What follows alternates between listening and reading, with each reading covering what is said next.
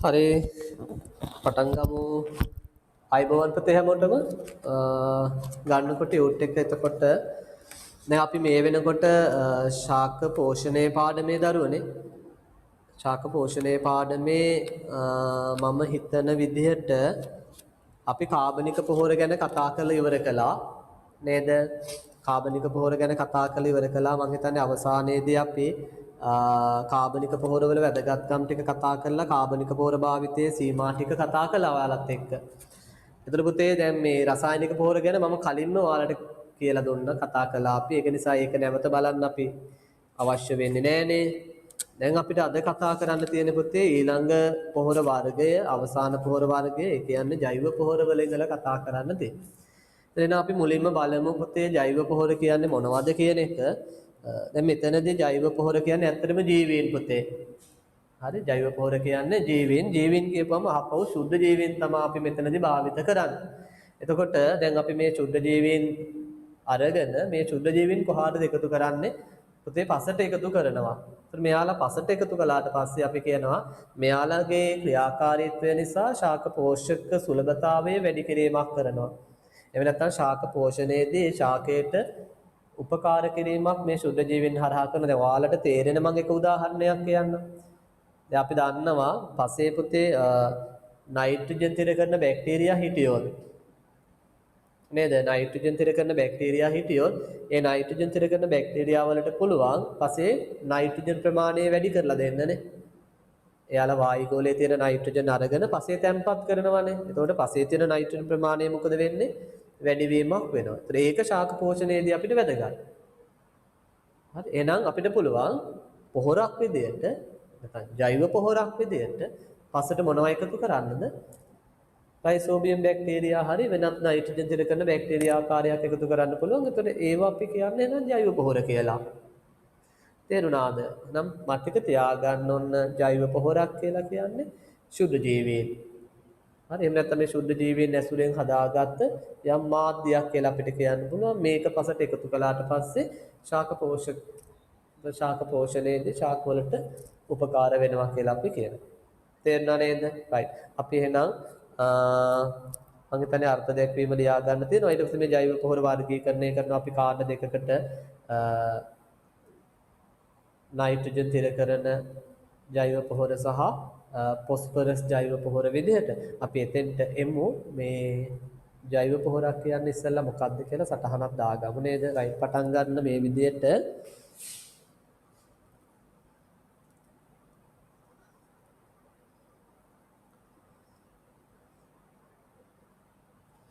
ලියන්න පුතේ කිස්තනේ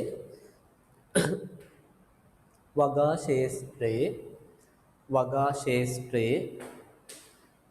ශේෂ්ත්‍රයේ පසට යෙදූ විට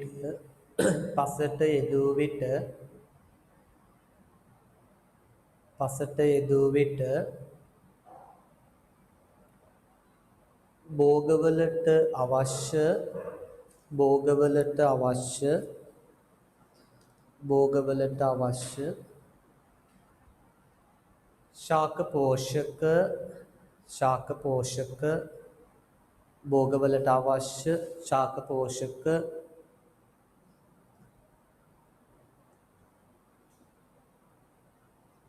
පිටුව 41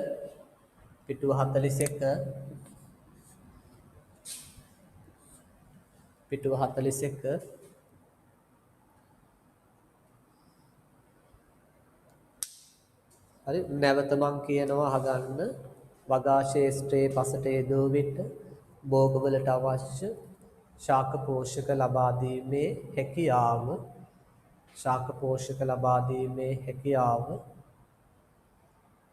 වර්ධනය කළ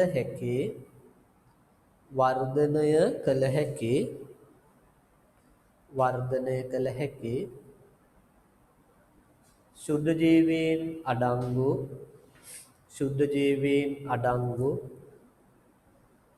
ශුද්ධ ජීවීන් අඩංගු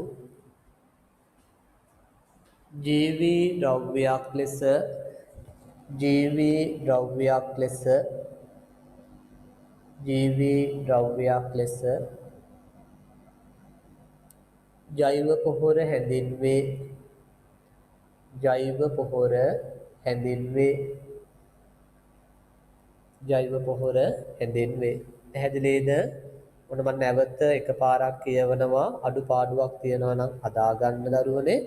වගා ශේෂ්ත්‍රයේ පසට යෙදූ විට භෝගවලට අවශ්‍ය ශාක පෝෂක ලබා දීමේ හැකියාව වර්ධනය කළ හැකි ශුද්ධ ජීවීන් අඩංගු ජීවී ද්‍රව්‍යයක් ලෙස ජෛව පොහොර හැඳින්වේ. අඩුපාඩුවක් නෑ නේද? හරි. ඊළඟට මම ඔයාලට කිව්වනේ පුතේ ජෛව පොහොර අපි බෙදනවා ප්‍රධාන කාණ්ඩ දෙකකට. මොනවද ඒ? ඔයාලගේ ටියුට් එකේ කෑල්ල දාලා තියෙනවා පුතේ. නයිට්‍රජන් තිර කරන වර්ග සහ ෆොස්ෆේට් ජෛව පොහොර විදියට. ඒ දෙක දීලා තියෙනවා. ඊළඟට පුතේ නයිට්‍රජන් තිර කරන ජෛව පොහොර ගත්තාම ඒක නැවත ආකාර දෙකකට නැත්නම් එතනදී යොදා ගන්න ශුද්ධ ජීවීන් ප්‍රධාන ආකාර දෙකක් ඉන්නවා කියලා අපි කියනවා. එකක් තමයි කියනවා බැක්ටීරියා, අනිත් ආකාරය අපි කියනවා නීල හරිත ඇල්ගී. පුතේ නීල හරිත ඇල්ගී වලටම තමයි අපි කියන්නේ සයනොබැක්ටීරියා කියලා. පැහැදිලිද? නීල හරිත ඇල්ගී වලටම අපි කියනවා සයනොබැක්ටීරියා කියලා. එහෙනම් ඔන්න මතක තියාගන්න නයිට්‍රජන් තිර කරන ජෛව පොහොර නැවත ආකාර දෙකයි බැක්ටීරියා හා නීල හරිත ඇල්ගී එහෙම නැත්නම් සයනොබැක්ටීරියා කියලා අපි කියනවා. පැහැදිලිද? ඊළඟට දරුවනේ නයිට්‍රජන් තිර කරන බැක්ටීරියා ගත්තාම මම ඔයාලට මීට කලින් උගන්වලා තියෙනවා මේ කොටස නැවත ආකාර දෙකකට බෙදනවා අපි. සමහර අය තනිවම මේ කාර්යය සිද්ධ කරනවා පුතේ. සමහර අයට මේ කාර්යය තනිව කරන්න බෑ. පැහැදිලිද? එයාලට තව කෙනෙක්ගේ ආධාරය ඇත්තටම ශාකයේ ආධාරය අවශ්‍ය වෙනවා. එහෙම තව කෙනෙක්ගේ සපෝට් එක ඇතිව නම් නයිට්‍රජන් තිර කිරීම කරන්නේ අන්න එයාලට අපි කියනවා පුතේ සහජීවී ආකාර කියලා. මොකක් කියලාද කියන්නේ? සහජීවී ආකාර කියලා අපි කියනවා. තමන්ට තනිවම මේ කාර්යය සිද්ධ කරගන්න පුළුවන් නම් තව කෙනෙක්ගේ උපකාරය නැතිව එයාලට අපි කියනවා පුතේ නිදහස් ආකාර කියලා. එහෙනම් මතක තියාගන්න නයිට්‍රජන් තිර කරන බැක්ටීරියා නැවත ආකාර දෙකයි සහජීවී ආකාර සහ නිදහස් ආකාර විදියට. ඒතර සහජීවී ආකාර ගත්තාම අපිට උදාහරණ දෙකක් මෙතනදී කතා කරන්න පුළුවන්. එකක් තමයි රයිසෝබියම් කියන එක, අනිත් එක අපි කියනවා ඇසොස්පිරුලම් කියලා. මම ඒවා ලියා ගන්න දෙන්නම් හරියට. රයිසෝබියම් සහ ඇසොස්පිරුලම්. එතකොට ඔයාලා දන්නවා පුතේ රයිසෝබියම් ගත්තාම රනිල කුලයේ ශාකත් එක්ක තමයි සහජීවීව නයිට්‍රජන් තිර කිරීම සිද්ධ කරන්නේ නේද? ඔයාලා අහලා නැති එකක් තමයි මේ ඇසොස්පිරුලම් කියන එක. මතක තියාගන්න පුතේ ඇසොස්පිරුලම් සහජීවීව නයිට්‍රජන් තිර කරන්නේ තෘණ කුලයේ ශාකත් එක්ක, විශේෂයෙන් V වගේවත් එක්ක. හරි?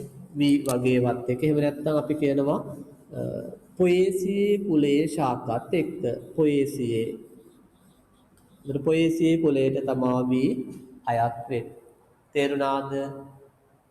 ත්‍රේ මං කිව්වේ සහජීවීව නයිට්‍රජන් තිර කරන බැක්ටීරියා වර්ග.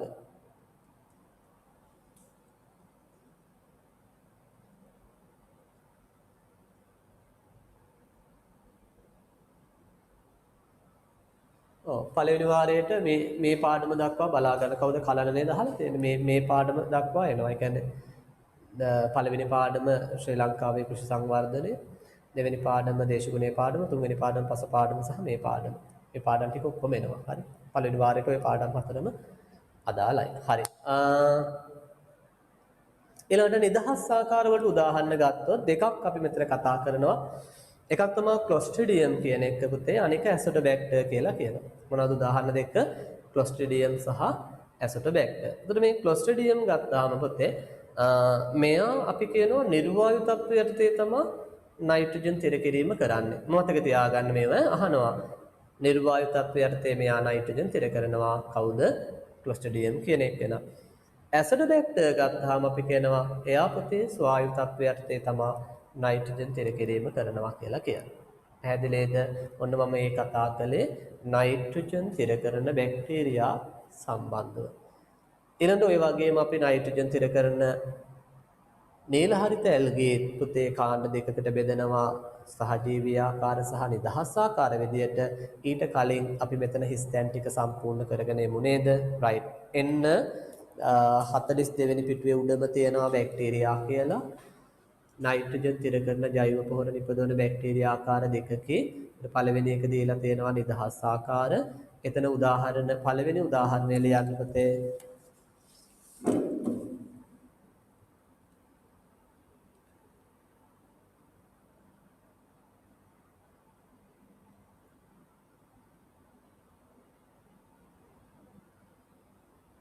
ඔන්න මම ඔයාලට ස්ක්‍රීන් එක ෂෙයා කළා ලේසි වෙන්න. හරි. මේක ඉස්සලාම නිදහස් ආකාර වලින් පටන් ගන්න තියෙන්නේ. දැන් ලියන්න පළවෙනි එක වෙන්න තියෙනවා පුතේ ඇසටෝබැක්ටර්. ඇසටෝබැක්ටර්. ඇසටෝබැක්ටර්. හරිද? එතකොට යාගේ යටින් තරු ලකුණක් තියෙනවානේ. ඒ තරු ලකුණෙන් ලියන්න ස්වායු පාංශු පරිසර තත්ත්වය යටතේ ස්වායු පාංශු පරිසර තත්ත්වය යටතේ ජීවත් වන ස්වායු පාංශු පරිසර තත්ත්වය යටතේ ජීවත් වන නයිට්‍රජන් තිර කරන බැක්ටීරියාවකි.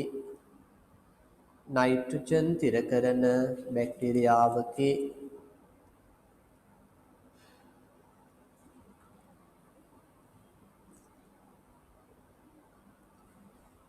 ස්වායු පාංශු පරිසර තත්ත්වය යටතේ නයිට්‍රජන් තිර කරන යටතේ ජීවත් වන නයිට්‍රජන් තිර කරන බැක්ටීරියාවකි.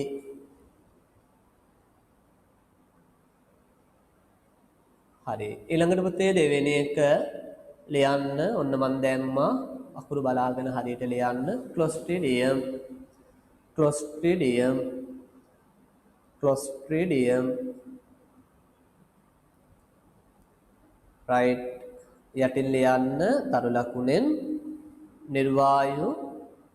නිර්වායු පාංශු පරිසර තත්ත්වය යටතේ නිර්වායු පාංශු පරිසර තත්ත්වය යටතේ ජීවත් වන නයිට්‍රජන් තිර කරන බැක්ටීරියාවකි. නයිට්‍රජන් තිර කරන බැක්ටීරියාවකි.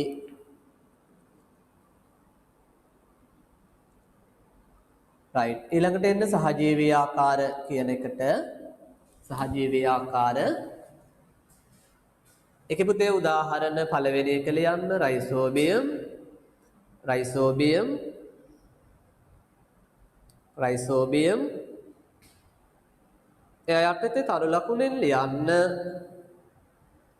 රනිල ශාකවල රනිල ශාකවල රනිල ශාකවල මුල්වල දන්නවනේ නේ රනිල ශාකයේ මුලේනේ ඉන්නේ මෙයා. රනිල ශාකවල මුල්වල ජීවත් වන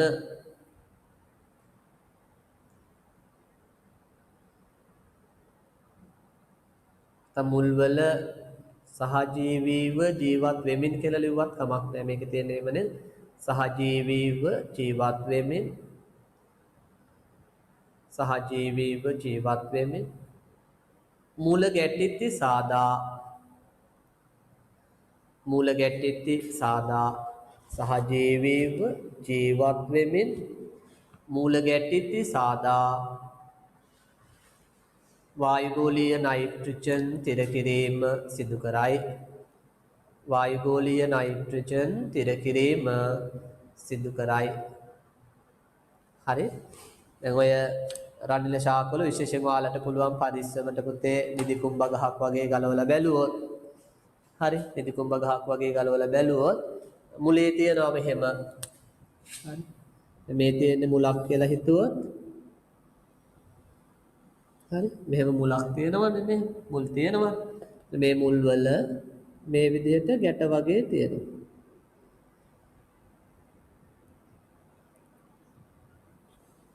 හරි. එතන මේ ගැට ඇතුලේ කවුද ඉන්නේ? මේ ගැට ඇතුලේ ඉන්න පුතේ රයිසෝබියම් බැක්ටීරියාව. හරි. ඒ මුල තුලට ගිහිල්ලා මේ රයිසෝබියම් බැක්ටීරියාවේ මුල තුල ගුණණය වීම හේතුවෙන් තමයි අතර මේ මූල ගැටි දිගෙනම හැදෙන්නේ, ඉදිමෙන්නේ. පැහැදිලිද? මට මේක ලොකු කරලා යන්නොත් මෙහෙම.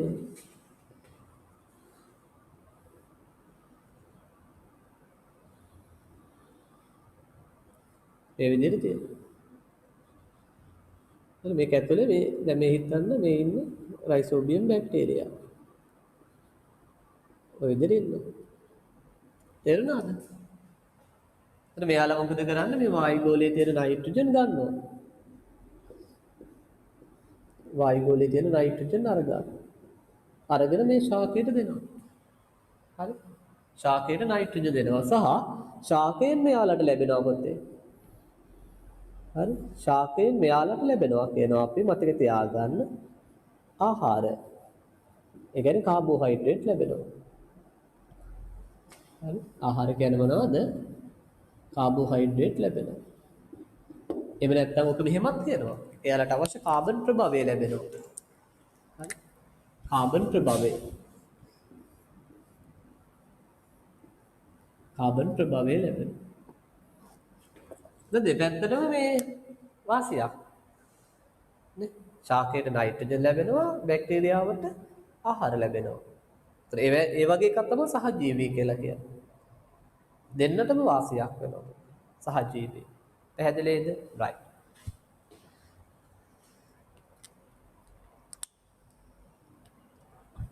ඊළඟට දෙවෙනි එක ලියන්න. දෙවෙනි එක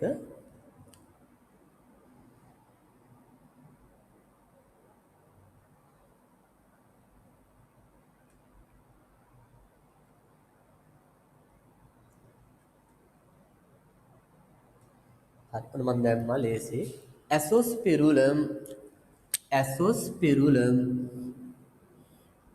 ඇසොස්පිරුලම්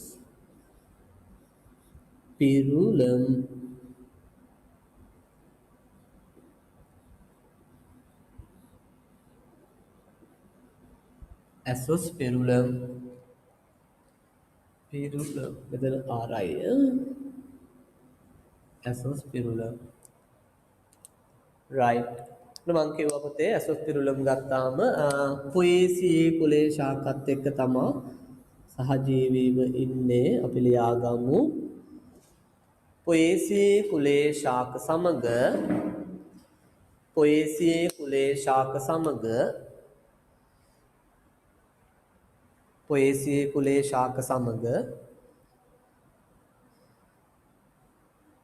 සහජීවී නයිට්‍රජන් තිර කරන බැක්ටීරියාවකි.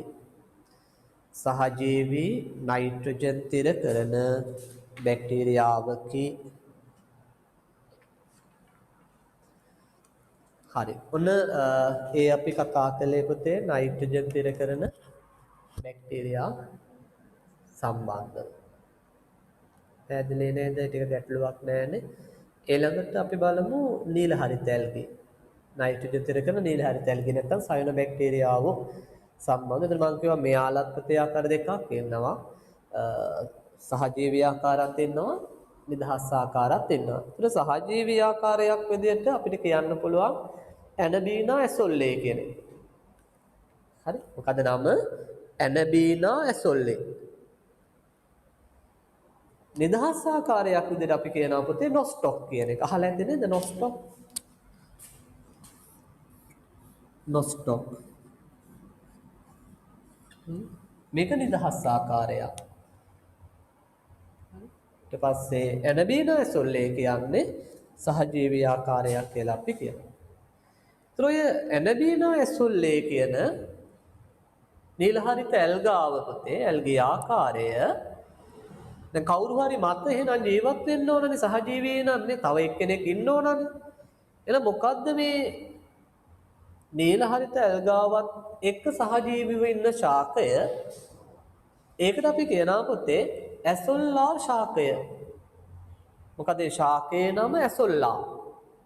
දැන් මෙන්න මේ කියන ඇසොල්ලා කියන ශාකයත් එක්ක සහජීවීව ඉන්නවා ඇනබීනා ඇසොල්ලේ ඉඳගෙන මොකද කරන්නේ නයිට්‍රජන් තිර කිරීම කරනවා අර රයිසෝබියම් වලදී කිව්වා වගේම පොතේ මතක තියාගන්න ඇසොල්ලා ශාකයෙන් මේ නිල හරිත ඇල්ගාවට අවශ්‍ය කාබෝහයිඩ්‍රේට් එයාට අවශ්‍ය වාසස්ථානය ලබා දෙනවා ඉන්න නිල හරිත ඇල්ගාව මගින් එහෙම නැත්නම් ඇනබීනා ඇසොල්ලේ මගින් ඇසොල්ලා ශාකයට අවශ්‍ය නයිට්‍රජන් තිර කරලා ලබා දෙනවා. එහෙනම් දෙන්නටම වාසි සහගතයි. ඒ නිසා එවන්නක් අපි කියනවා හපව් සහජීවී සම්බන්ධතාවක් කියලා. පැහැදිලිද පුතේ? අපි ලියාගමුද එහෙනම්? right. ලියාගන්න මොන මන් දානවා නෝට් එක.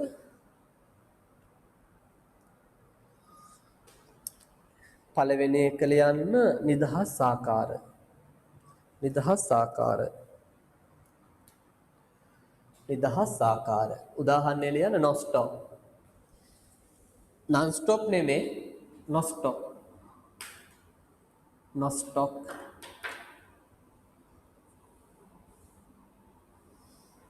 ඊළඟ දෙක සහජීවී ආකාර. සහජීවී ආකාර. සහජීවී ආකාර.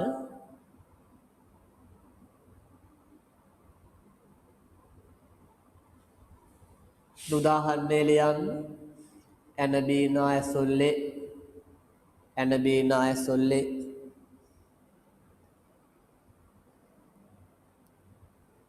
ඇනබීනා ඇසොල්ලේ. රයිට් පුතේ යටින් මම විස්තරයක් දීලා තියෙනවා කියව ගන්න. ජලය මත පාවෙන ජලය මත නිදහසේ පාවෙන පර්ණාංගයක් වන ඇසොල්ලා ඇනබීනා ඇසොල්ලේ නිල හරිත ඇල්ගාව සමග සහජීවී සම්බන්ධතාවක් ඇති කර ගනිමින් නයිට්‍රජන් තිර කරයි. පැහැදිලි නේද? එතකොට ඇනබීනා ඇසොල්ලේ ඇසොල්ලා කියන ශාකයත් එක්ක තමයි පොතේ සහජීවීව ඉන්නවා කියලා අපි කියන්නේ. මේ ඇසොල්ලා කියලා කියන්නේ ජීව විද්‍යාව කරන දරුවෝ එහෙම දන්නවා. මේක පරිණාමයක් කියලා අපි කියන්නේ.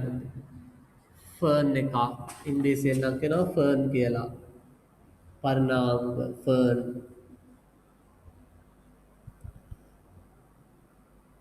පැහැදිලිද? මතක තියාගන්න එකක්. ඊට පස්සේ හා පැත්තේ මම දාලා ඇත්තේ ඇසොල්ලා ජෛව පොහොර හදාගන්නේ කොහොමද කියන එක පිළිබඳව චොටි විස්තරයක් බලන්න. මොකක්ද එතන දීලා තියෙන්නේ? මෙහෙම කියනවා මේ නිසා කුඹුරු වල ඇසොල්ලා වගා කිරීමෙන් නයිට්‍රජන් පොහොර භාවිතය අඩු කරගත හැක. හරි. ඒ කියන්නේ කුඹුරක මේ ඇසොල්ලා කියන ශාකය වගා කළොත් පුතේ අපිට රසායනිකව නයිට්‍රජන් ලබා දීම, ඒ කියන්නේ යූරියා වගේ රසායනික පොහොරේ දීමේ අවශ්‍යතාව අඩු කරගන්න පුළුවන්. එමෙන්ම ඇසොල්ලා තට්ටුවක් ලෙස වැඩෙන නිසා වල් මර්ධනයකුත් වෙනවා කියලා කියනවා. පැහැදිලිද? මේ ඇසොල්ලා ශාකය මේ කුඹුරේ ඝනව තට්ටුවක් විදියට වැඩෙනවා පුතේද? හරියට අර සැල්වීනියා තියෙනවා වගේ ජලාශයක. එතකොට මේ වෙනත් වල් පැල වර්ධනය වෙන එක දැන් මොකද වෙනවා කියන්නේ? නතර වීම වෙනවා කියලා අපි කියනවා. ඇසොල්ලා තවාන සඳහා කුඹුරේම ඉහළ කොටස හෝ සිමෙන්ති ටැංකියක් යොදාගත හැකියි. දැන් මේ ඇසොල්ලා කියන ශාක පුතේ අපි ගුණනය කරගන්න ඕනනේ, හදා ගන්න ඕනනේ කුඹුරට ගිහිලා දාන්න නන්නේ. ඒ සඳහා අපි ඇසොල්ලා තවානක් අරගෙන යන්න ඕන, කරගෙන යන්න ඕන. මේ ඇසොල්ලා තවාන හදා ගන්න පුළුවන් කියනවා මේ කුඹුරේම කොටසක් අරගෙන, කුඹුරේම ඉහළ කොටසක් අරගෙන ඇසොල්ලා තවාන හදා ගන්න පුළුවන්. එහෙම නැත්නම් ඔයාලට වෙනම කොහේ හරි එලිමහනක, ඒ කියන්නේ කුඹුරෙන් පිට තැනක වෙනම ටැංකියක් හදලා ඒ ටැංකිය තුල ඇසොල්ලා ශාක ඔයාලට ගුණනය කරගෙන ඒකෙන් අරගෙන ඇවිල්ලා කුඹුරට දාන්න පුළුවන් කියලා කියනවා. ඇසොල්ලා ගුණනය කර කුඹුර වපුරන අවස්ථාවේදී හෝ මතු පිට පොහොර යොදන අවස්ථාවේදී කුඹුරට එදිය හැකිය. වීගොවිතනයේදී මෙන්ම වෙනත් භෝග වගාවන් සඳහා ඇසොල්ලා යොදාගත හැකිය. එහිදී ඇසොල්ලා කොම්පෝස්ට් කිරීම අවශ්‍යයි. ඒ කියන්නේ කුඹුරු වලට නැතුව වෙනත් ගොඩ භෝග සඳහා ඇසොල්ලා යොදා ගන්නවා නම් පුතේ ඉස්සෙල්ලා ඇසොල්ලා අපි වියෝජනය කරලා කොම්පෝස්ට් බවට පත් කරලා තමා වගාවට යෙදීම කරන්න ඕන කියලා කියන්නේ. කුඹුරෙන් ඇසොල්ලා එකතු කර වැස්සෙන් ආරක්ෂා වන ලෙස ගොඩ ගැසීමෙන් ඉතා ඉක්මනින් කොම්පෝස්ට් ලබාගත හැකියි. අර කුඹුරෙන් හරි ටැංකියෙන් හරි ඇසොල්ලා ශාක ටික අරගෙන කොහේ හරි එක තැනක ගොඩ ගහලා තියෙනවා. එතකොට ඉක්මනින්ම මේ ටික වියෝජනය වෙලා පොතේ කොම්පෝස්ට් බවට පත් වෙනවා කියනවා. ඊට පස්සේ අපිට වගාවකට යෙදීම කරන්න පුළුවන්. ඒක තමයි ඔය කියන්නේ. හරි. ඒ ටික තමයි පොතේ අපිට නයිට්‍රජන් ජෛව පොහොර සම්බන්ධව කතා කරන්න තියෙන්නේ. නැත්නම් නයිට්‍රජන් තිර කරන වර්ග සම්බන්ධව කතා කරන්න තියෙන්නේ. දැන් මතකයි නේද වර්ගීකරණය? ඔන්න මම ආයේ මුල ඉඳලා එනවා. පොතේ ජෛව පොහොර ආකාර දෙකයි නයිට්‍රජන් තිර කරන වර්ග පොස්පේට් ජෛව පොහොර. නයිට්‍රජන් තිර කරන වර්ග ආකාර දෙකයි බැක්ටීරියා නීල හරිත ඇල්ගේ බැක්ටීරියා ආකාර දෙකයි නිදහස් ආකාර සහජීවී ආකාර නීල හරිත ඇල්ගේ ඒ විදිහටම ආකාර දෙකයි නිදහස් ආකාර සහජීවී ආකාර විදිහට. තේරුණාද? හරි. දැන් අපි එමු පොස්පේට් ජෛව පොහොර සම්බන්ධව කතා කරන්න. එතකොට එතන දීලා තියෙනවා පොස්පේට් ජෛව පොහොර නිපදවන ශුද්ධජීවීන් ආකාර දෙකයි. එහෙනම් ඔන්න ආයේ දැන් මේ අනිත් පැත්තත් වර්ගීකරණය වෙනවා. මේ පොස්පේට් ජෛව පොහොර කියන එකත් පුතේ ආයේ දෙකට බෙදෙනවා. බලමු අපි මොනවද ආකාර දෙක කියලා. එකක් කියනවා පොස්පරස් ද්‍රාව්‍යතාව වැඩි කරන ජෛව පොහොර. කියන්නේ මේ පොස්පරස් වල දිය වෙන එක වැඩි කරනවලු මේ ජෛව පොහොර වලින් ද්‍රාව්‍යතාව වැඩි කරනවා. දෙවෙනි එක කියනවා පොස්පරස් චලතාව වැඩි කරන ජෛව පොහොර. උතන ওই චලතාව කියලා කියන්නේ පුතේ මේ ගහට උරා ගන්න එක දියුණු කරලා දෙනවා. ගහට වැඩි වශයෙන් උරා ගන්නවා. දැන් ඒක තමයි ඔය චලතාව වැඩි කරනවා කියන්නේ. පළවෙනි එක කියන්නේ ද්‍රාව්‍යතාව වැඩි කරනවා. දෙවෙනි එක චලතාව වැඩි කරනවා. චලතාව වැඩි කරනවා කියන්නේ මුලමගින් උරා ගන්න වේගය, උරා ගන්න ප්‍රමාණය වැඩි කිරීම කියන එක තමයි උතන ඔය අදහස් වෙන්නේ. හරි. එතකොට පොස්පරස් ද්‍රාව්‍යතාව වැඩි කරන ජෛව පොහොර විදියට අපිට යොදා ගන්න පුළුවන් කාණ්ඩ දෙකක් තියෙනවා. අපි මේ දෙක දැන් සටහන් කරගමු. මම නෝට් එක දාන්නම්.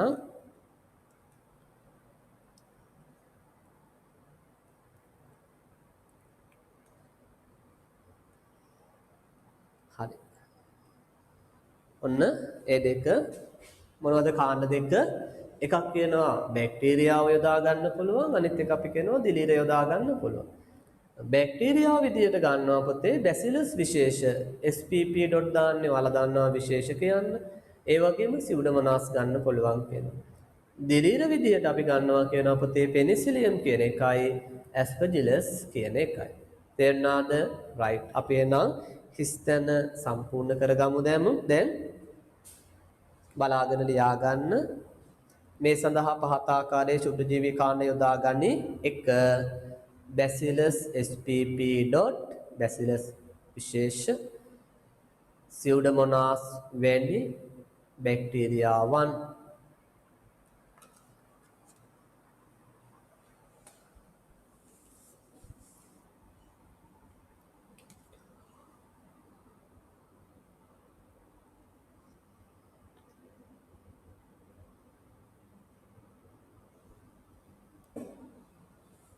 බලාගෙන ලියන්න.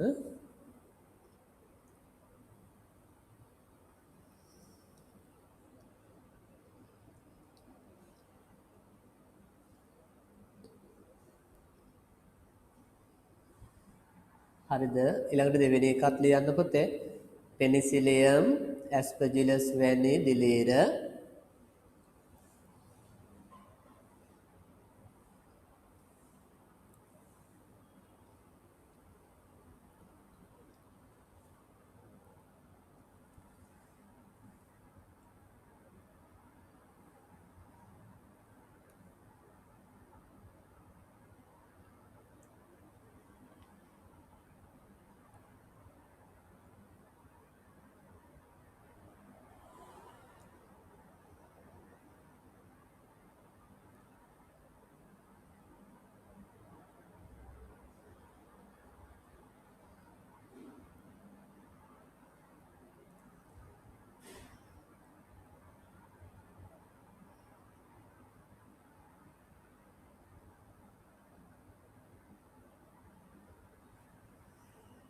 හරි නේද?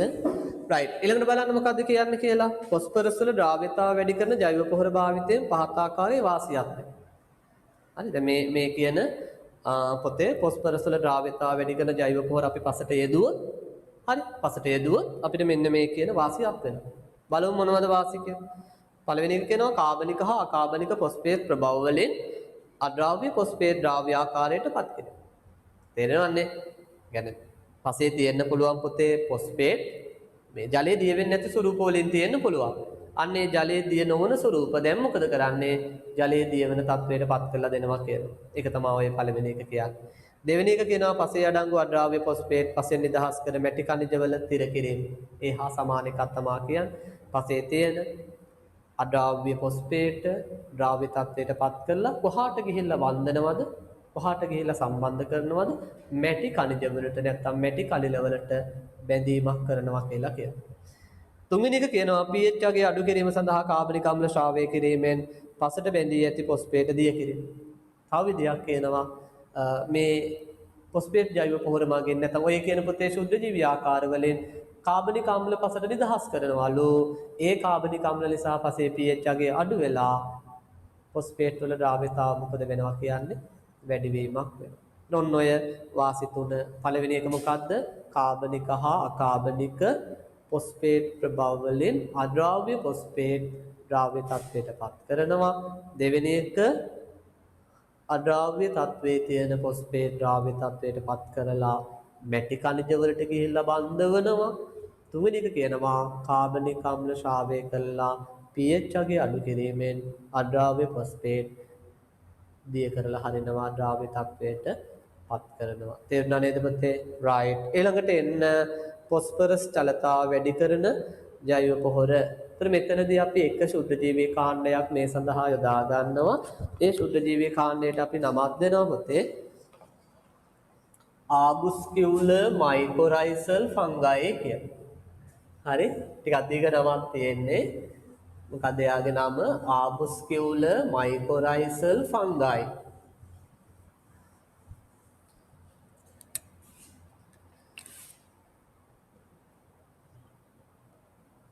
මම නෝට් එක දාන්නල්ල එසේ නේද? එතකොට මේ තියෙන්නේ අර බලා ගන්න පුළුවන් නේ.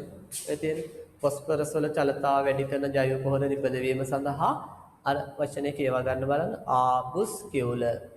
හරි?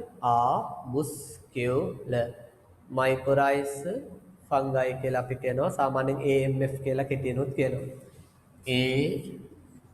AMF කියලා කෙටියෙන් කියනවා. ඇදනේද? රයිට්. අපි මේ පළවෙනි හිස්තැන සම්පූර්ණ කරගමුද දැන්? ලියන්න මේ විදියට ෆොස්ෆරස් වල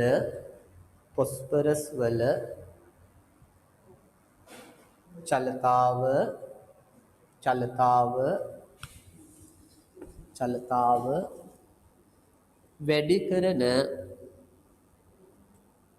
කරන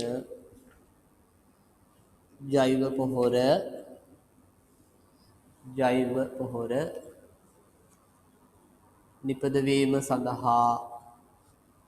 නිපදවීම සඳහා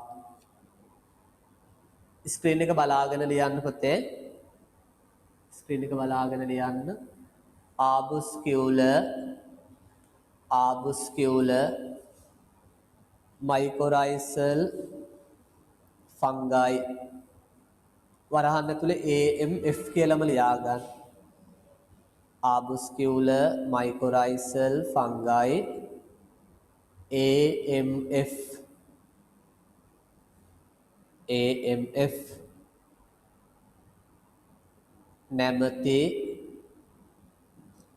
නැමැති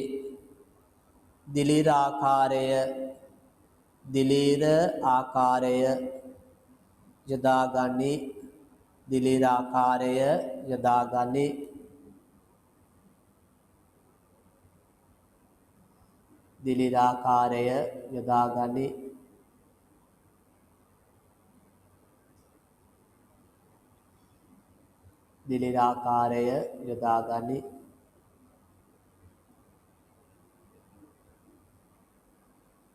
ආබුස්කියුලර් මයිකොරයිසල් ෆංගයි නැමැති දිලීර ආකාරය යොදාගනි.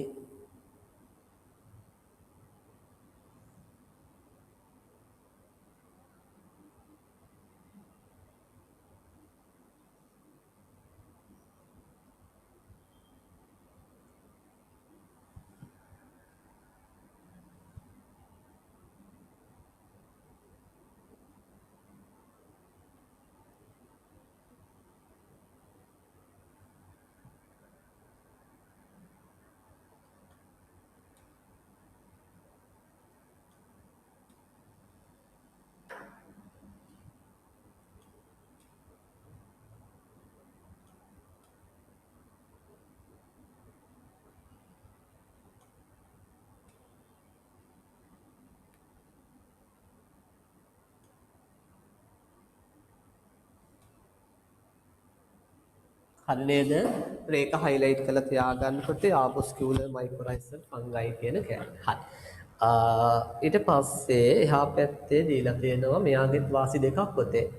ෆොස්ෆරස් වල චලතාව වැඩි කරන ජෛව පොහොර භාවිතයෙන් පහත ආකාරයේ වාසියත්වයේ කියනවා. පළවෙනි වාසිය කියනවා ෆොස්ෆරස් පසෙන් මුලේ බාහිකය වෙත පරිවහනය කිරීම. හරි පසේ තියෙන ෆොස්ෆරස් මුලේ අපි මුල ගැන කතා කරමු පුතේ අපිට කතා කරන් තියෙනවා ශාක කායික විද්‍යාවට ආවට පස්සේ ද්‍රව්‍ය අවශෝෂණය ගැන වෙනම කතා කරන් තියෙනවායි. එතන මම මුලේ ව්‍යුහය ගැන ඔයාලට කියලා දෙන්නම්. දැන්ට මතක තියාගන්න ඔය කියන විදිහට පසේ තියෙන පෝෂක පුතේ අරගෙන ගිහිල්ලා කොහාට දෙනවලුද? මුලේ බාහිකය දක්වා අරගෙන යන්න උදව් වෙනවා කියලා කියනවා. ඔන්න එකක්. ඊළඟ දිලීර මුලේ බාහික සෛල වෙත ඇතුළු වී මුල්වල මතු පිට ශ්‍රේෂ්ඨ ඵලයේ වැඩි කිරීම නිසා පරිවෘත්තීය ක්‍රියා උත්තේජනය කිරීම. මොකද්ද කරනවා කියන්නේ?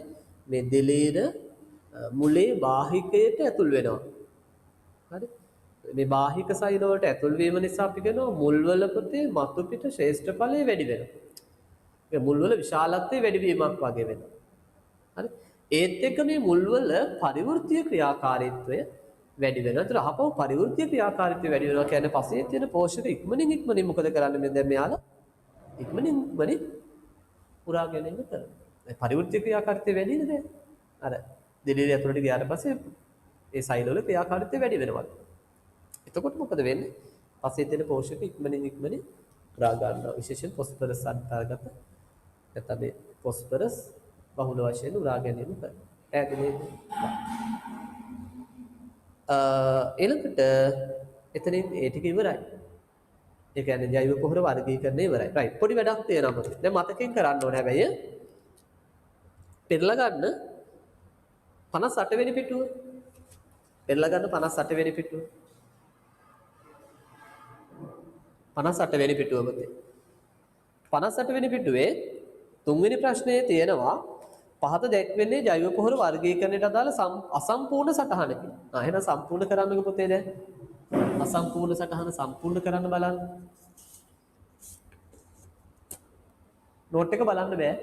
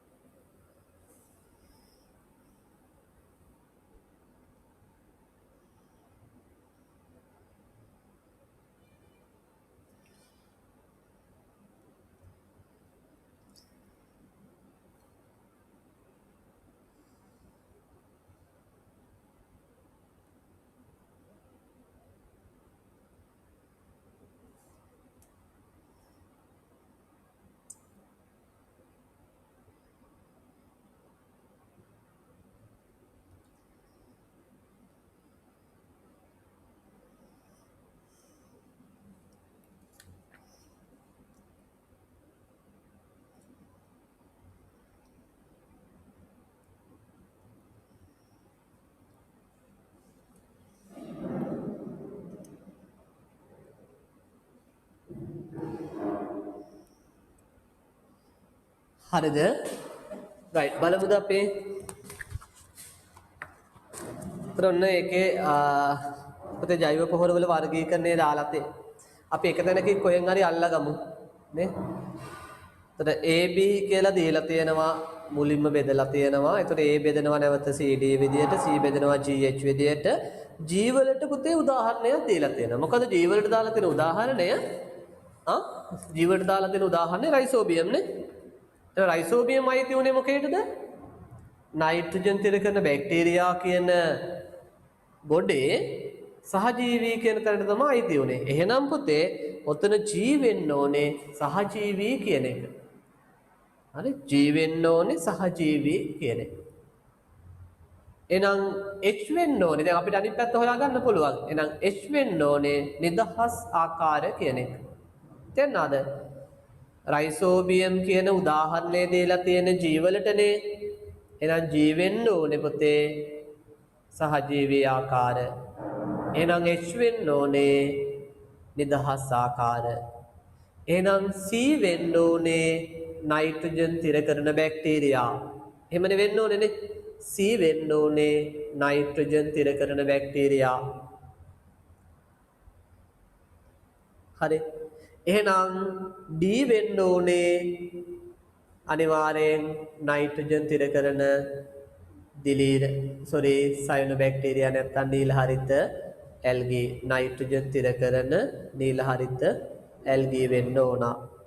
D. ඊළඟට D බෙදෙනවනේ පුතේ IJ විදිහට. J වලට උදාහරණයක් දීලා තියෙනවා. මොකද්ද J වලට දීලා තියෙන උදාහරණය? නොස්ටෝ. එහෙනම් පුතේ J වෙන්න ඕනේ හපව නිදහස් ආකාර. J වෙන්න ඕනේ මොකද නොස්ටෝක් අයිති උනේ අපි ඉගෙන ගත්තා නිදහස් ආකාර. එහෙනම් J නිදහස් ආකාර පුතේ. එහෙනම් I සහජීවී ආකාර හපව. හරි ඒ ඔයාලට මෙහෙම ලියන්නත් පුළුවන්. හරි. සහජීවීව නයිට්‍රජන් තිර කරන නීල හරිත ඇල්ගා. එහෙම ලියන්නත් පුළුවන්. එච්චර ඕනේ අපි මේක සාරාංශයක් විදිහට හදාගන්නනේ ඔය chart එක මම දාලා තියෙන ප්‍රශ්නයක් විදිහට. හරි. ඒතර ඔයාලට ලියන්න පුළුවන් I වලට සහජීවී කියලා. හරි. එතකොට පුතේ A පැත්තේ දැන් ඔක්කොම හරි. එහෙනම් A වෙන්න ඕනේ මොකද්ද? නයිට්‍රජන් තිර කරන ජෛව පොහොර. A වෙන්න ඕනේ නයිට්‍රජන් තිර කරන ජෛව පොහොර. එහෙනම් B වෙන්න ඕනේ ෆොස්ෆේට් ජෛව පොහොර. B වෙන්න ඕනේ ෆොස්ෆේට් ජෛව පොහොර. ඊළඟට E වලට උදාහරණයක් දීලා තියෙනවා පුතේ. බැසිලස් කියලා තමයි දීලා තියෙන්නේ. ඒතර බැසිලස් අයිති උනේ ෆොස්ෆේට් චලතාව වැඩි කරන ගොඩේද? ෆොස්ෆේට් චලතාව වැඩි කරන කෙනෙක්ද බැසිලස්? එහෙම නැත්නම් දරුවනේ ෆොස්ෆේට් ද්‍රාවිතාව වැඩි කරන කෙනෙක්ද? බැසිලස් ෆොස්ෆේට් ද්‍රාවිතාව වැඩි කරන්නේ. එහෙනම් පුතේ E වෙන්න ඕනේ ෆොස්ෆේට් ද්‍රාව්‍යතාව වැඩි කරන ආකාර. F වෙන්න ඕනේ ෆොස්ෆේට් චලතාව වැඩි කරන ආකාර. නැත්නම් වැඩි කරන ශුද්ධ ජීවී. තේරුණාද? E ෆොස්ෆේට් ද්‍රාව්‍යතාව වැඩි කරන ශුද්ධ ජීවීන්. F ෆොස්ෆේට් චලතාව වැඩි කරන ශුද්ධ ජීවීන්. එහෙමයි වෙන්න ඕනේ. හරි නේද? ඊළඟට ඒකෙම තව කෑල්ලක් තියෙනවා උත්තර ලියන්න බලන්න. F H හා I යන කාණ්ඩවලට උදාහරණ ශුද්ධ ජීවී විශේෂය බැගින් ලියා දක්වන්න කියලා. F H හා I F H හා I ලියන්න ඉක්මනට විනාඩියක් දෙන්න. විනාඩියක් දෙන්න.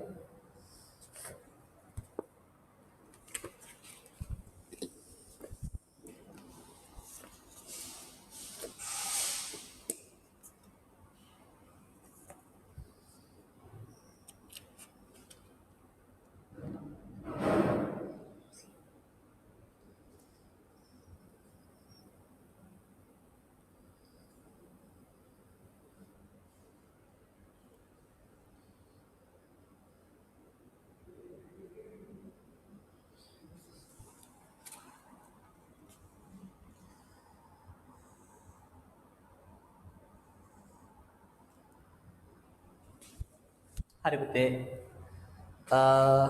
එතකොට F වලට උදාහරණයක් අර අපි ලිව්වේ AMF නේ තියෙන්නේ. Arbuscular mycorrhizal fungi නේ. AMS Arbuscular mycorrhizal fungi. හරිද? ඊළඟට H වලට Clostridium acinetobacter දෙකෙන් ඕනම කෙනෙක්.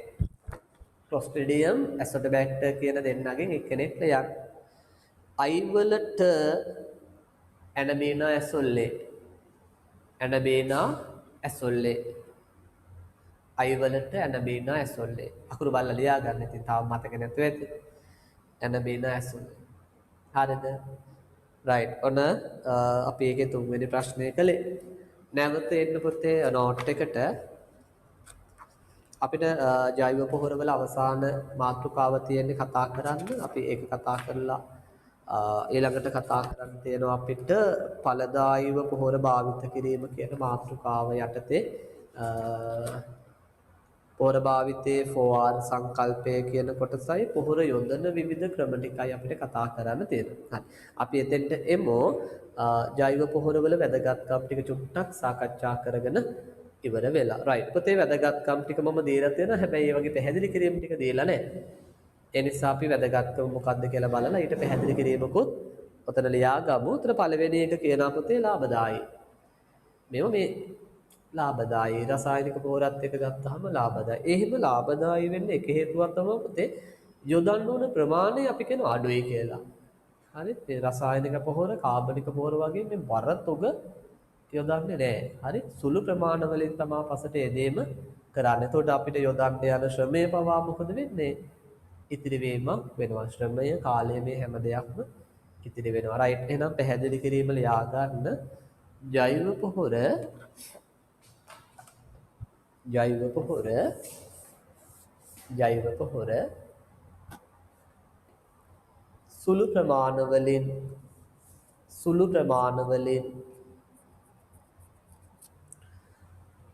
සුළු ප්‍රමාණ වලින්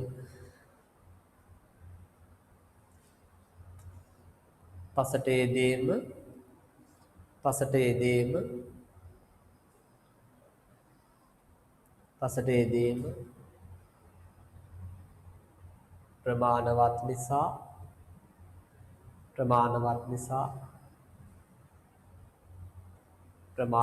නිසා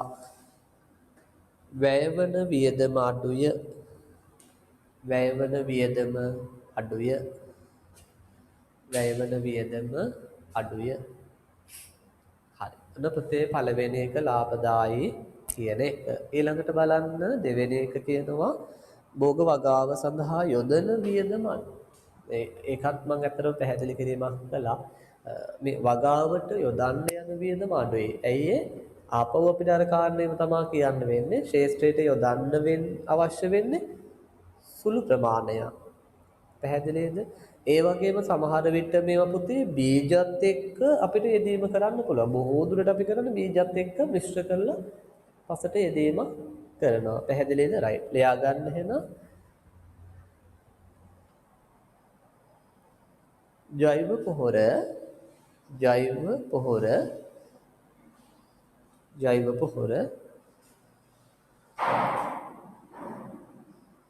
සුළු ප්‍රමාණ වලින්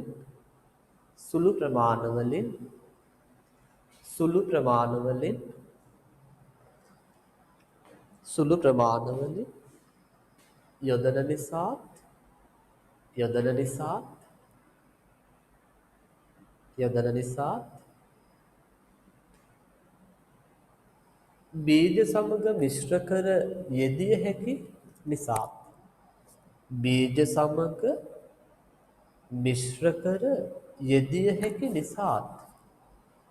බීජ සමග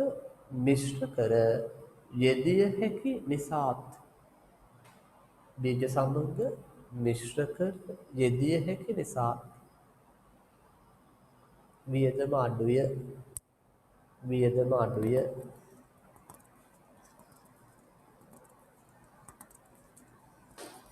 හරි. ඊළඟට තුන්වෙනි එක මොකද්ද දීලා තියෙන්නේ?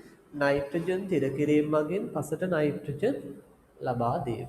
හරි. ඒතර ඒක පැහැදිලි කිරීම කරන්න පුළුවන් අපිට. ඒක පැහැදිලි කිරීමේදී අපි කියන්න ඕනේ විශේෂයෙන් පොතේ මේ අපි අර ඇසොල්ලා කියන තැනදී තෝ කතා කළා නේද මේ ඇසොල්ලා ගැන කතා කරනකොට දැන් මේ නයිට්‍රජන් තිර කරන පොතේ ජෛව පොහොර අපි පසට යෙදුවාම අපිට රසායනික පොහොර යෙදීමේ අවශ්‍යතාවය බොහෝ දුරට මොකද වෙන්නේ? අඩුවීමක් සිද්ධ වෙනවා. පැහැදිලිද? රයිට් ලියන්න. නයිට්‍රජන් තිර කරන නයිට්‍රජන් තිර කරන නයිට්‍රජන් තිර කරන ජෛව පොහොර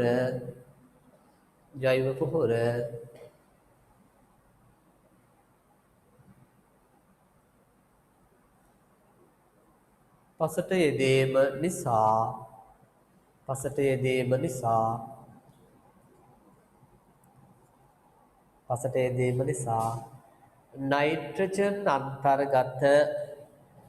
නයිට්‍රජන් අන්තර්ගත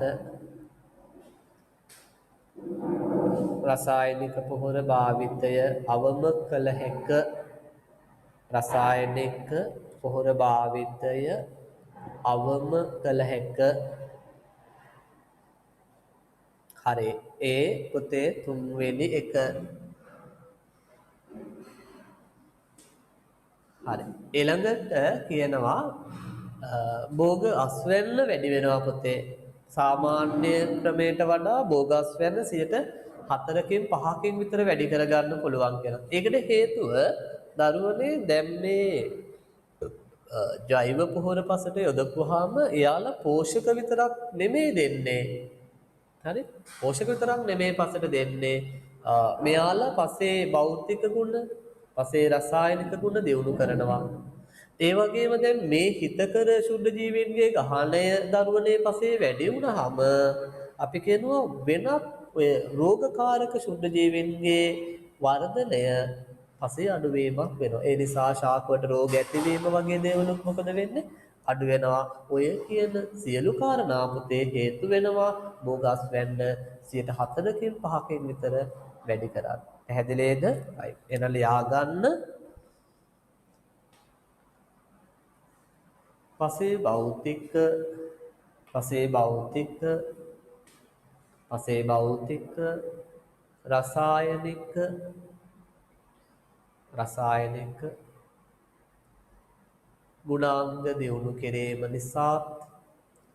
ගුණාංග දියුණු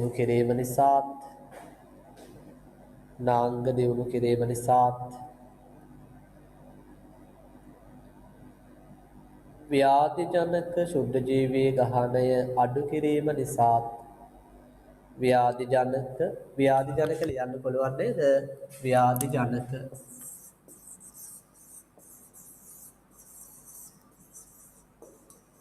ව්‍යාධිජනක ශුද්ධ ජීවී ගහණය අඩු කිරීම නිසා භෝගස්වනු වැඩි වේ. ව්‍යාධිජනක ශුද්ධ ජීවී ගහණය අඩු වීම නිසා භෝගස්වනු වැඩි වේ.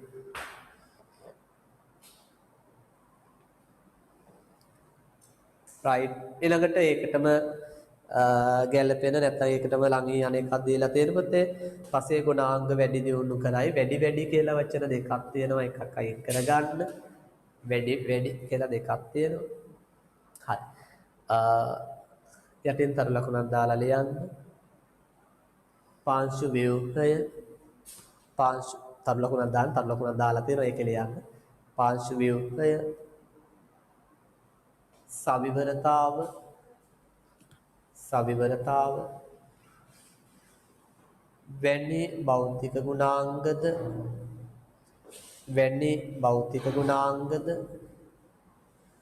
වැනි භෞතික ගුණාංගද කමාවක්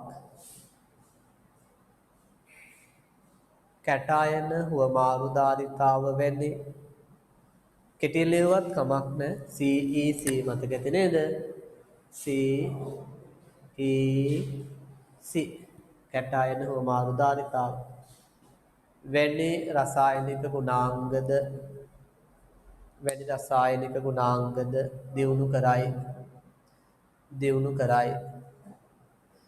දියුණු කරයි. පැහැදිලි නේද? පොතේ පාංශු ව්‍යුහය, සවිවරතාව වගේ භෞතික ගුණාංග දියුණු වෙනවා. ඒ වගේම කැටායන හෝමාරුදාරිතාව වගේ රසායනික ගුණාංග දියුණු වෙනවා කියලා කියනවා. ඊළඟට බලන්න දීලා තියෙන මොකක්ද? 6 වෙනි එක පසේ සාරවත් බව තිරසාර වීම. දැන් පොතේ තිරසාර කියලා කියන්නේ දීර්ඝ කාලීනව පවතිනවා. එහෙම වෙන්නේ කොහොමද? දැන් අපි මේ ජෛව පොහොර දැම්මට පස්සේ පොතේ මෙයාලා පසෙත් තුල ජීවත් වෙනවා දැන්. නේ? මෙයාලා දීර්ඝ කාලීනව පසේ ජීවත් වෙනවා.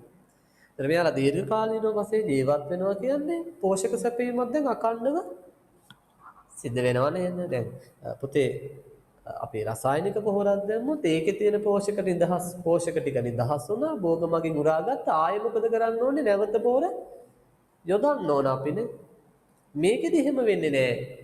අපි එකපාරක් මේවා පසට දැම්මට පස්සේ මෙයාලා දීර්ඝ කාලීනව ජීවත් වෙමින් පසට පෝෂක ලබා දීම සිද්ධ කරනවා කියනවා. පැහැදිලිද? right. එන ලියා ගන්න මේ විදිහට යටතේ වරක් යෙදූ පසු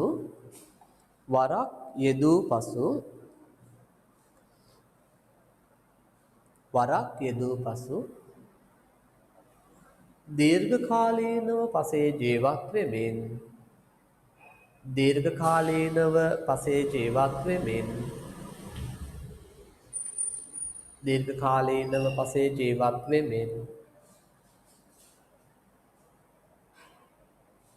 ශාක පෝෂණයට ආධාර කරයි.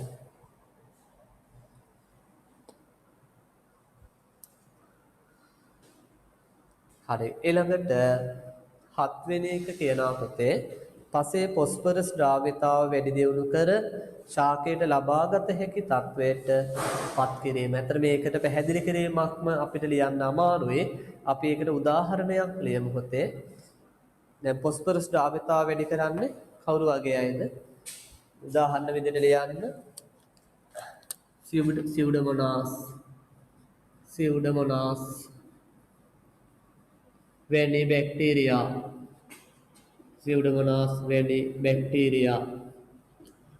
සියුඩමොනාස් වැනි බැක්ටීරියා. ඔන්න ඉතින් තව ලියන්න දිලිරේකුත් ලියමු අපි. ඇස්පර්ජිලස් වැනි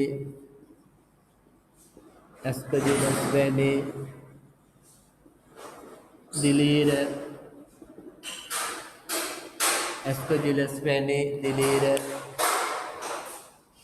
ඒකට උදාහරණ වලින් තමයි පොතේ පැහැදිලි කිරීම ලියන්න වෙන්නේ. හරි, අපි ඉගෙන ගත්ත දෙයක් ඕක.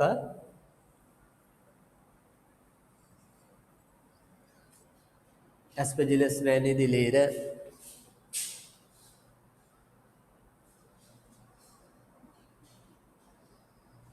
හරි, ඊළඟට 8 වෙනි එක දීලා තියෙනවා පොතේ. ශාක වර්ධන උත්තේජක ද්‍රව්‍ය නිපදවීමෙන් ශාක වර්ධනය උත්තේජනය වීම. ඒ කියන්නේ දැන් අර මං කිව්වේ මෙයාලා පොතේ පසට පෝෂක විතරක් නෙමෙයි ලබා දෙන්නේ. හරි, එක පැත්තකින් මෙයාලා පසේ භෞතික ගුණ දියුණු කරලා දෙනවා. තව පැත්තකින් මෙයාලා පසේ රසායනික ගුණ දියුණු කරලා දෙනවා. තව පැත්තකින් පසේ ව්‍යාධිජනක ශුද්ධ ජීවීන්ගේ වර්ධනය මෙයාලා සීමා කරලා දෙනවා. ඒ විතරක් නෙමෙයි මෙතනදී අපි කියනවා පුතේ තව එකක් මොකද්ද කියන්නේ? මෙයාලාගේ නොයෙකුත් ශ්‍රාවයන් පුතේ මේ ශුද්ධ ජීවීන් නිකුත් කරන නොයෙකුත් ශ්‍රාවයන් වැදගත් වෙනවා කියනවා ශාක වර්ධනය උත්තේජනය කරන්න. තේරුණාද? right. පැහැදිලි කිරීම ලියන්න. ජෛව පොහොර මගින් නිකුත් කරන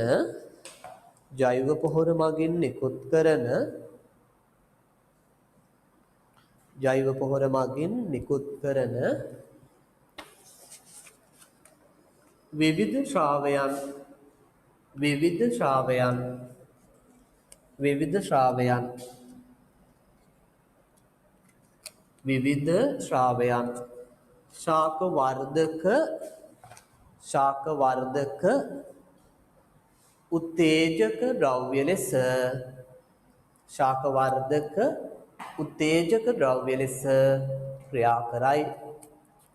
ශාක වර්ධක උත්තේජක ද්‍රව්‍ය ලෙස ක්‍රියා කරයි.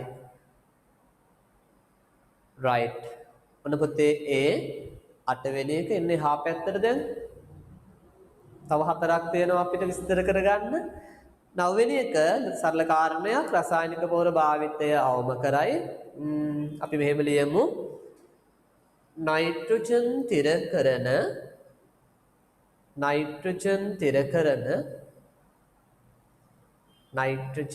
කරන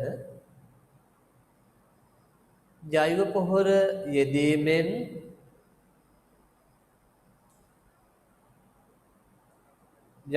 යෙදීමෙන්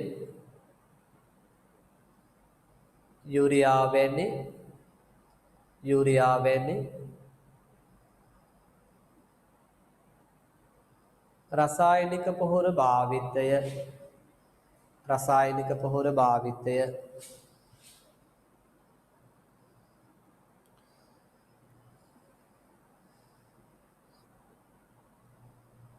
අවම කරගත හැක.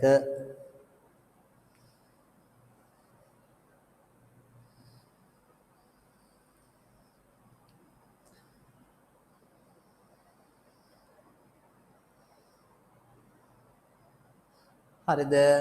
ඊළඟට 10 වෙනි එක කියනවා පුතේ ජෛව පොහොර වල ඇති බැක්ටීරියා පසේ ස්වාභාවික පෝෂක චක්‍ර යාන්ත්‍රණය ප්‍රවර්ධනය කර පසට කාබනික ද්‍රව්‍ය ලබා දීම සිද්ධ කරනවා කියලා අපි කියනවා. දැන් උදාහරණයක් විදිහට අපි ගත්තොත්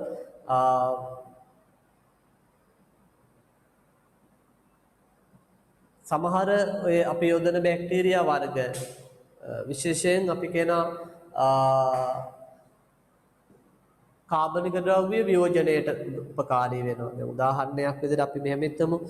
දැන් අපි මොනවා හරි දි รา පත් වෙන දෙයක් පස්සට දැම්මා කියලා හිතන්න. මේ දි รา පත් වෙන දේ මත මේ ඔය කියන ශුද්ධ ජීවීන් ක්‍රියා කරනවා. ඔය කියන බැක්ටීරියා වර්ග ක්‍රියා කරනවා පුතේ. ක්‍රියා කරලා ඒව වියෝජනය කරනවා. වියෝජනය කළා ඒ වගේ තියෙන කාබනික ද්‍රව්‍ය මොකද කරන්නේ? පසට නිදහස් කරනවා. තේරුණාද? රයිට්. ලියා ගන්න චුටි පැහැදිලි කිරීම. පසට එකතු වන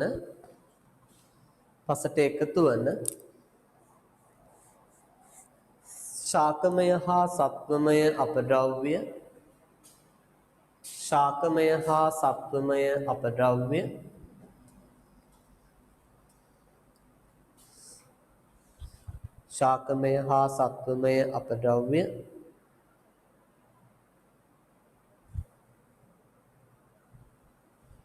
වියෝජනය කර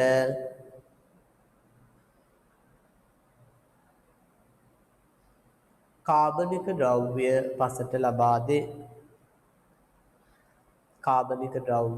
පසට ලබා දේ.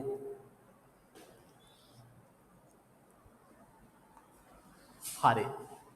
ඊළඟට මොකද දීලා තියෙන පුතේ 11 වෙනි එක නිරෝගී ශාක ලැබීම. කොහොමද නිරෝගී ශාක ලැබෙන්නේ? දැන් අපි යූරියා ටිකක් වැඩිපුර දැම්මොත් මොකද වෙන්නේ? යූරියා ටිකක් වැඩිපුර දැම්මොත් අනිවාර්යයෙන් විෂ වෙනවානේ. විෂ වෙනවා. ශාකයට හානි වෙනවා. හැබැයි මේ ජෛව පොහොර අපි වැඩිපුර දැම්මා කියලා ගහට කිසි හානියක් වෙන්නේ නැහැ පුතේ. පැහැදිලිද? වැඩිපුර දැම්මා කියලා ගහට හානියක් වෙන්නේ නැහැ. ඒ නිසා ශාක වලට ඔන්න ඒ පැත්තෙන් බලපෑමක් නැහැ කියලා අපිට කියන්න පුළුවන්.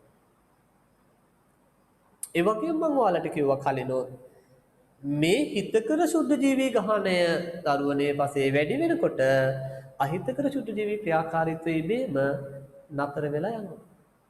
දැන් ඒකෙනුත් රෝග ඇති වෙන එක වැළකීලා අපිට නිරෝගී පැලයක් ලබා ගන්න පුළුවන් කියලා අපි කියනවා. පැහැදිලිද? right. ලියා ගන්න එහෙනම්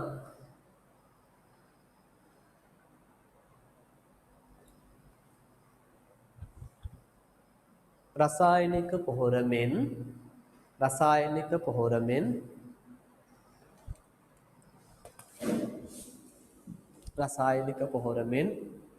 භෝගවලට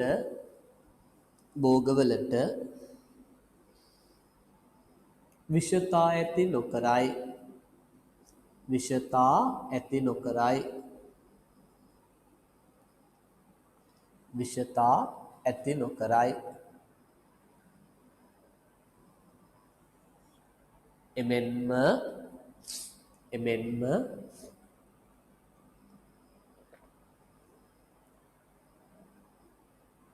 පසේ ව්‍යාධි ජනක ශුද්ධ ජීවී ගහණය අඩු කරයි. පසේ ව්‍යාධි ජනක ශුද්ධ ජීවී ගහණය අඩු කරයි. පසේ ව්‍යාධි ජනක ශුද්ධ ජීවී ගහණය අඩු කරයි.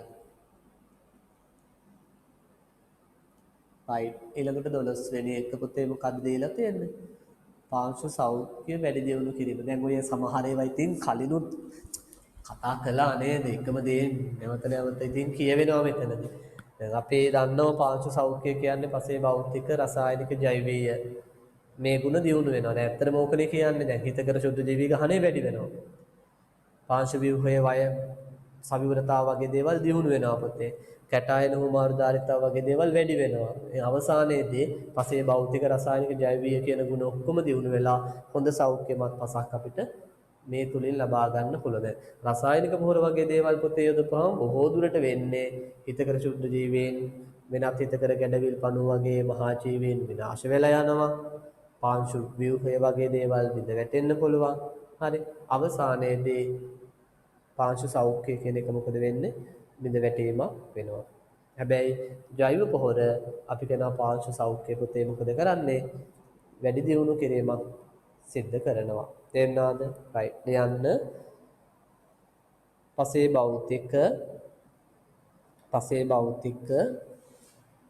පසේ භෞතික රසායනික හා ජෛවීය ගුණාංග භෞතික රසායනික හා ජෛවීය ගුණාංග දියුණු වීම නිසා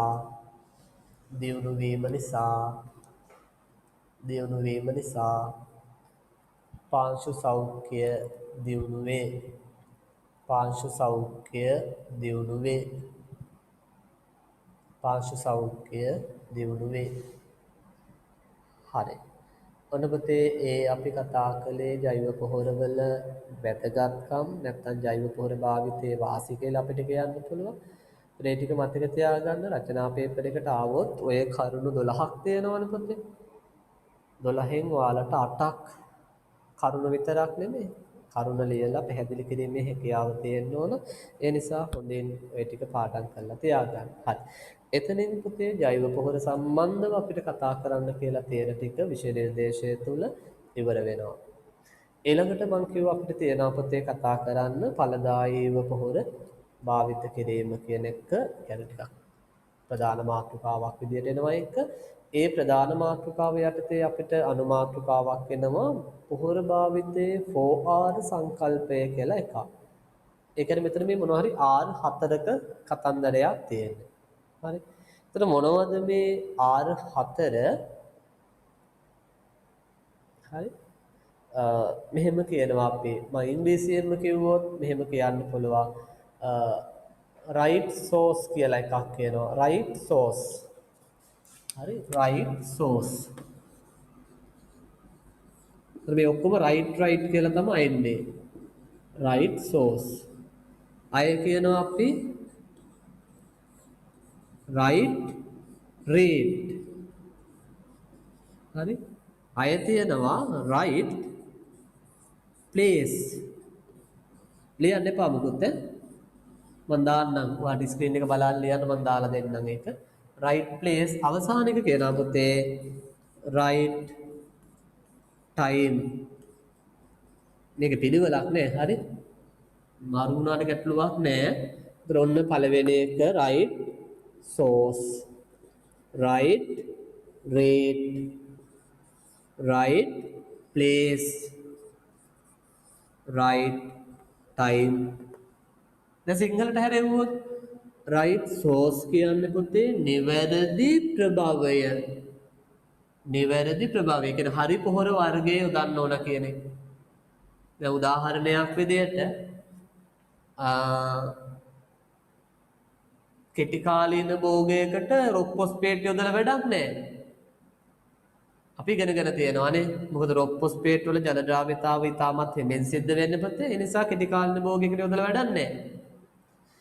ඒ වගේම සොලනේසියේ කුලේ භූගෝලට විශේෂයෙන් දුම්කොළ තක්කාලි අර්ථාපල් වගේ දේවල් වලට අපි MOP යොදන්නේ නැහැ. මොකද MOP කියන්නේ පොටෑසියම් ක්ලෝරයිඩ් ක්ලෝරින් විෂ වෙන්න පුළුවන්. අපි ඉගෙනගෙන තියෙනවා. හරිද? ඉගෙනගෙන තියෙන වගේ පැහැදිලි කරගන්න පුළුවන් වෙන්න ඕන. 2020 පොතේ රචනා පේපර් එකේ මේ 4R සංකල්පය විස්තර කරන්න ආවා. මේ ආයතන ළඟදී එන්නේ නැති වෙයි. නමුත් ඉතින් ඔයාලා පුළුවන් වෙන්න ඕන. මේ විස්තර කරන්නේ නැහැ මම. අපි දැන් සමස්තයක් විදිහට ඉගෙන ගත්ත කොටස් වලින් ඔයාලට පුළුවන් වෙන්න ඕන විස්තර කර ගැනීම කරන්න. හරි. එහෙනම් රයිට් සෝස් කියන්නේ නිවැරදි ප්‍රභවය. රයිට් රේට් කියන්නේ පොතේ නිවැරදි ප්‍රමාණය නැත්නම් නිවැරදි අනුපාතය කියන එක අපි නිර්දේශ කරනවානේ පොතේ පොහොර ප්‍රමාණයක් යම් ආයතනයක් මගින් දැන් උදාහරණයක් කෘෂිකර්ම දෙපාර්තමේන්තුව වගේ අන්නේ නිර්දේශ කරන ප්‍රමාණයම අපි පසට යොදන්න ඕන අඩු වෙන්නත් බෑ වැඩි වෙන්නත් බෑ හරි ඒකට කියනවා නිවැරදි අනුපාතය නැත්නම් නිවැරදි ප්‍රමාණය right place හරි තැනට යොදන්න ඕන ගහ කොහෙවත් පොර කොහෙවත් දාලා හරියන්නේ නැහැ නේද එතකොට අපිට අවබෝධයක් තියෙන්න ඕනේ ගහේ මූල මණ්ඩලයේ පැතිරලා තියෙන ප්‍රදේශය සම්බන්ධව ඒ වගේම මතක තියාගන්න එහෙම කියලා ගහ ළඟට කරලා ගොඩක් පොහොර දාන්නෙත් නැහැ ගොඩාක් ළඟට පොහොර දාන්නෙත් නැහැ එහෙම වුණොත් ගහත් එක්ක පොහොර ටච් වෙලා ස්පර්ශ වෙලා ගහට විෂ වෙන්න පුළුවන් කඳට විෂ වෙන්න පුළුවන් ඒ නිසා හරි ගොඩාක් කිට්ටුවක් නැතිව ගොඩාක් දුරිනුත් නැතිව අපි පොහොරේදීම කරන්න ඕන right place නිවැරදි ස්ථානයට right time නිවැරදි වෙලාවට යොදන්න ඕන අපිට ඕන වෙලාවට පොහොර දාලා හරියන්නේ නැහැ පොතේ ගහට ඕන වෙලාවට අපි පොහොර දෙන්න ඕන පැහැදිලිද ගහට වැඩිපුර පෝෂක අවශ්‍ය වෙන කාලයක් තියෙනවා නම් ඒ කාලය බලලා අපි පොහොර ටික දෙන්න ඕන ඒ කාලවලදී අවශ්‍ය පෝෂක වර්ග වෙනස් වෙන්න පුළුවන් උදාහරණයක් විදිහට මල් පිපෙන කාලේදී වැඩිපුර පොටෑසියම් අවශ්‍ය වෙනවා. එහෙනම් ඒ කාලේදී අපි වැඩිපුර පොටෑසියම් දෙන්න ඕන. වර්ධනය වෙන කාලේදී නයිට්‍රජන් වැඩිපුර ඕන. එහෙනම් අපි ඒ කාලේදී නයිට්‍රජන් වැඩිපුර දෙන්න ඕන. මුල් කාලේදී ෆොස්ෆරස් ටිකක් වැඩිපුර දෙන්න ඕන මුල් ටික හොඳින් වර්ධනය වෙන්න. ඒක තමයි පුතේ අපි රයිට් ටයිම් කියන්නේ. ඒ නිවැරදි වෙලාවට, ඒ අවශ්‍ය කරන වෙලාවට අපි පොහොර ටික දෙන්න ඕන. අර උදාහරණයක් විදිහට දැන් කොයි පොඩි අයටනේ චූටි බබාලට බත් කවන්න ගිහම අම්මට ඕන වෙලාවට බත් කවන්නේ. අම්මට ඕන වෙලාවට පොඩි එකාට බඩගින්නේ නැති වෙන්න පුළුවන්. ඉතින් ඕක කන්නේ ඌ අඬනවා. ඒ සාධාරණයි පුතේ බඩගින්න නැතුව ඔබපුවාම කන්න බලවන්ද? බඩගින්නෙන් නෙපෙයි කන්නේ. වාට බඩගින්නේ නැහැ. කවුරු හරි ගෙනල්ලා කටට කෑම ඔබනවා. බලෙම ඔබනවා. කැමතිද ඔයාලා? නෑනේ. ඔයාලා අඬන්නේ නැති වෙයි. පයින් එකක් ගාලා එළවයි. මොකද මේ කරන්නේ කියලා. ඒ වගේ තමයි පොඩි එකාට බඩගින වෙලාවට පුතේ ඌට කවන්න ඕනේ. ඒතර ඌ කනවා දන්නේ නැහැ. නැත්තම් මේක අරගෙන ගේ වටේ රවුම් ගන්න වෙනවා, බයිසිකල් උඩට යන්න වෙනවා. නේද? එහෙන කතන්දර ගොඩයිනේ. දැකලා තියෙන පොඩි අයට කෑම කවනවා. ඒ ගොඩක් අපේ අම්මලාට ඕනලාට තමයි කෑම කවන්න යන්නේ. එහෙම හරියන්නේ. ඒ වගේ තමයි පුතේ. ගහට ඕන වෙලාවට අපි පොහොර දෙන්න ඕනේ. අපිට ඕන වෙලාවට පොහොර දාලා හරියන්නේ නැහැ. පැහැදිලි නේද? හරි.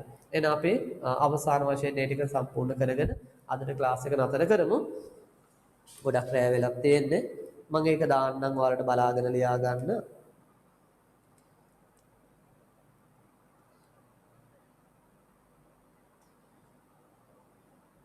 හරි. මෙන්න තියෙනවා පුතේ. ඒතර පිළිවෙල පොඩ්ඩක් මම ලියපු පිළිවෙලයි මේකේ පිළිවෙලයි වෙනස්. මම කියව මේකේ පිළිවෙලක් නැහැ. ඔය තියෙන පිළිවෙලට හරි ඔක මාරු කරලා හරි කමක් නැහැ ලියා ගන්න. right. නියමිත වේලාවට යෙදීම right time කියන එක නියමිත ස්ථානයේ යෙදීම right place නියමිත ප්‍රභවයේ යෙදීම right source නියමිත ප්‍රමාණයේ යෙදීම right rate හරි එතකොට අපි ඊළඟ ඔන්ලයින් ක්ලාස් එකේදී දරුවනේ පොහොර යොදන විවිධ ක්‍රම ටික කතා කරනවා දැන් අපි මේ ශාක පෝෂණයේ පාඩමේ අවසානයේට දැන් කෙමෙන් ළඟා වෙමින් ඉන්න අපිට පුළුවන් තව නොබෝ දිනකින් ශාක පෝෂණයේ පාඩම ඉවර කරගන්න හරි. එතකොට අපි මේ වෙනකොට හෝල් ක්ලාස් උත් පටන් අරගෙන තියෙන්නේ. දැන් ඔයාලා එනවා හෝල් ක්ලාස් වලට. අපි හෝල් ක්ලාස් වල වෙන පාඩම් කරගෙන යන්නේ. හරි. අපි වාරිපුර ක්ලාස් එකේ ජල සම්පාදනය පටන් ගත්තා. ඩිකවැලිටි ක්ලාස් එකේත් මම හිතන්නේ ජල සම්පාදනය පටන් ගත්තා. මහව ක්ලාස් එකේ ජල සම්පාදනය පටන් ගත්තා. ආනමඩුවේ ක්ලාස් එකේ විතරක් අපි චූටි දෙවෙනි පාඩමේ පොඩි කොටසක් තිබිලා මං හිතන්නේ ඒක කළා. මේ සතියේත් අපිට ඒකේ කෑල්ලක් තියෙනවා. ඒ ටික කරපුවාම එයාලගේ දෙවෙනි පාඩම ඉවරයි. ඒතකොට පළවෙනි පාඩම දෙවෙනි පාඩම පස පාඩම සම්පූර්ණයෙන් ඔන්ලයින් විදිහට කරලා තියෙනවා. ශාක පෝෂණයේ පාඩමත් සම්පූර්ණයෙන් ඔන්ලයින් විදිහට කරලා තියෙනවා. ඒතර එයාලටත් එක්කෝ මම බිම් සැකසීම කියන පාඩම හෝ එහෙම නැත්නම් ජල සම්පාදනය කියන ওই පාඩම් දෙකෙන් එක පාඩමක් මේ සතියේ ඉඳලා පටන් ගන්නවා. එතකොට ආනමඩුවේ ක්ලාස් එකේ තාම ළමයි ටික මම හිතන එච්චර එන ප්‍රමාණයේ ලොකු අඩුවක් තියෙනවා. ඒකට ඔයාලගේ යාළුවෝ දැනුවත් කරන්න. හරි. දැනුවත් කළා ක්ලාස් එකට එන්න කියන්න. එතකොට මේ සතියේ බොහෝ දුරට අපි ආනමඩුවේ ක්ලාස් එකේ විශේෂයෙන් බිම් සැකසීම හරි ජල සම්පාදනයේ හරි කියන පාඩම පටන් ගැනීම සිද්ධ වෙනවා. බාහිර ක්ලාස් එකේ අපි පටන් අරගෙන තියෙන්නේ. අනිත් ක්ලාස් ඔක්කොගෙම පටන් ගත්තා. ආනමඩුවේ ක්ලාස් එකේ විතරක් ඒකේ චුටි ප්‍රමාදයක් වෙලා තිබුණා.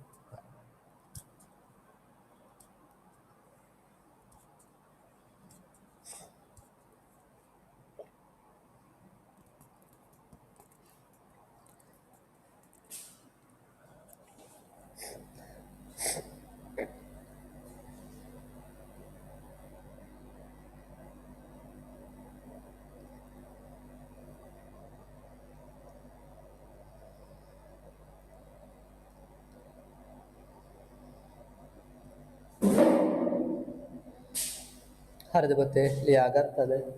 හොඳයි ලියාගත්තා නම් අපිට පුළුවන් අදට ඔන්ලයින් ක්ලාස් එක මෙතනින් නතර කරන්න.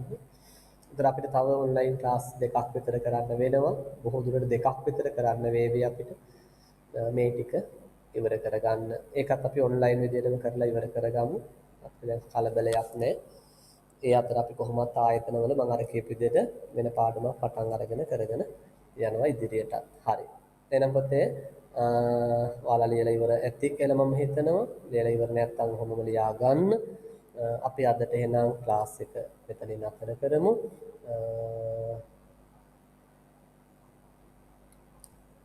නැවත ඒ දවස්වලදී අපි ඔයාලගේ ආයතන පන්ති වලින් දැන් ඉස්සරහට හම්බ වෙනවානේ. හරි. ඒකට ඒ ආයතන වල පන්ති ටිකෙනුත් අපි වෙනම පාඩමක් මම අර කියපු විදිහට කරගෙන යමු. right. එහෙනම් හැමෝටම ආයිබෝවන්.